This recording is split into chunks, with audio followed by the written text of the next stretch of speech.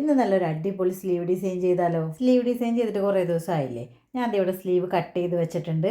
ഇനി ഇതിൻ്റെ നടുഭാഗം ഇതേപോലെ രണ്ടായിട്ട് കട്ട് ചെയ്തെടുക്കണം. ഇനി ആ രണ്ട് വശങ്ങളും ഇതേപോലെ ചേർത്ത് വെച്ചതിന് ശേഷം ഓപ്പോസിറ്റ് വശത്ത് ഒരു 1/2 ഇഞ്ചെങ്കിലും ഗ്യാപ്പ് ഇട്ടിട്ട് നമ്മൾ ഇതേപോലെ ഒരു സ്റ്റിച്ച് ഇട്ട് കൊടുക്കണം. ആ സീവ് അലവൻസ് കൊടുത്ത ഭാഗം നമുക്ക് രണ്ടായിട്ട് മടക്കി അടിക്കാനുള്ളതാണ്. അതുകൊണ്ടാണ് ഒരു 1/2 ഇഞ്ചെങ്കിലും അവിടെ ഇട്ട് കൊടുക്കണമെന്ന് പറഞ്ഞത്. ഇതേപോലെ മറിച്ചിട്ടതിന് ശേഷം ഇതേപോലെ ചെറിയ രൂപത്തിലാക്കിയിട്ട് ഒന്ന് കൊണ്ടൊക്കെ ഒന്ന് ഉള്ളിലാക്കി ആക്കി വെച്ച് കൊടുത്താൽ മതി. എന്നിട്ട് നമുക്ക് ഇതേപോലെ ഒന്ന് അടിച്ചു കൊടുക്കാം. ഓപ്പോസിറ്റ് സൈഡിലാണ് അടിച്ചു കൊടുക്കുന്നത്, അത് പ്രത്യേകം ശ്രദ്ധിക്കണം. രണ്ട് വശവും ഇതേപോലെ തന്നെ ചെയ്തെടുക്കണം കേട്ടോ.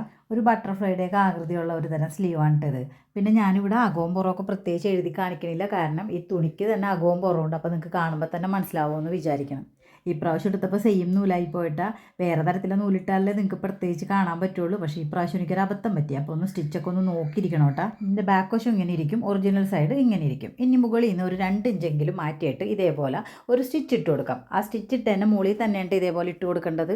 ഇനി ഇതേപോലെ ഒരു ടൂൾ ഉപയോഗിച്ചിട്ട് ആ 2 ഇഞ്ച് വരെയുള്ള സ്റ്റിച്ച് നമുക്ക് ഇതേപോലെ ഒന്ന് വിടിയിച്ചു കൊടുക്കാം. അപ്പോൾ അത് ഇങ്ങനെ ഒരു ഷേപ്പ് കിട്ടിയിട്ടുണ്ട്. ഇനി നമുക്കിതിൻ്റെ താഴ്ഭാഗം മടക്കി അടിക്കണം കേട്ടോ. എന്നിട്ട് വേണം മറ്റുള്ള ഡിസൈൻ നമുക്ക് ചെയ്യാൻ വേണ്ടിയിട്ട്. ഈ സ്ലീവിൻ്റെ താഴ്ഭാഗം ഇതേപോലെ ചെറുതായിട്ട് മടക്കി അടിക്കണത് തന്നെയായിരിക്കും ഇതിന് ഭംഗി.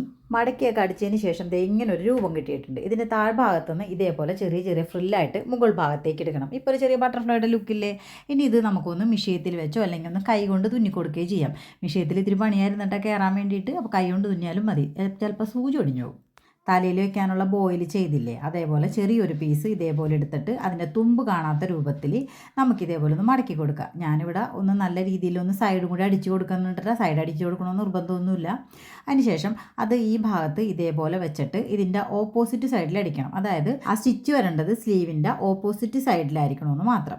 അതിനുശേഷം ബാലൻസ് ഉള്ള തുണി നമുക്ക് ഇതേപോലെ കട്ട് ചെയ്തതിന് ശേഷം നമുക്കിതൊന്ന് കൈ കൊണ്ട് മറിച്ചിടാം. നമ്മൾ നല്ല ഫിറ്റിലൊന്നുമല്ല അടിക്കണത്, അപ്പോൾ നമുക്ക് ഇതേപോലെ മറിച്ചിടാൻ സാധിക്കും. അല്ലെന്നുണ്ടെങ്കിൽ സൂചി വെച്ചിട്ട് തുന്നിയാലും മതി. അപ്പോൾ എഡ്ജൊന്നും നമുക്ക് പുറത്തേക്ക് കാണാൻ പറ്റില്ല. ഞാനിവിടെ കുട്ടികളുടെ സ്ലീവിൻ്റെ ഒരു അളവിലാണ് എടുത്തിരിക്കുന്നത്. വലിയ ബോവാണെങ്കിൽ നമുക്ക് ആ വെക്കുന്ന സംഭവം കുറച്ചും കൂടി വലുതാക്കി വെക്കാം. ഇനി ഇതേപോലെ സ്ലിറ്റ് ഇട്ടിരിക്കുന്ന സ്ഥലത്ത് നമുക്ക് ഇതേപോലെ ഒന്ന് അടിച്ചു കൊടുക്കാം കേട്ടോ. അത് നമ്മളുടെ ഷോൾഡർ ജോയിനിങ്ങിൽ വരുന്ന സ്ഥലമാണ് കേട്ടോ. ഫ്രോക്കിനൊക്കെ പറ്റിയ നല്ലൊരു സ്ലീവാണ്. ശരിക്കും ഒരു ബട്ടർഫ്ലൈയുടെ ലുക്ക് ഉണ്ട്. കറക്റ്റ് സമയത്ത് സ്ലീവ് വെച്ച് നോക്കാനായിട്ട് കൊച്ചൂസ് വന്നിട്ടുണ്ടായിരുന്നു. അപ്പോൾ കൊച്ചൂസിൻ്റെ കയ്യിലാണ് അത് കറക്റ്റായിട്ട് വെച്ച് നോക്കിയത്. ഈ ഒരു ഷേപ്പിൽ കിട്ടും.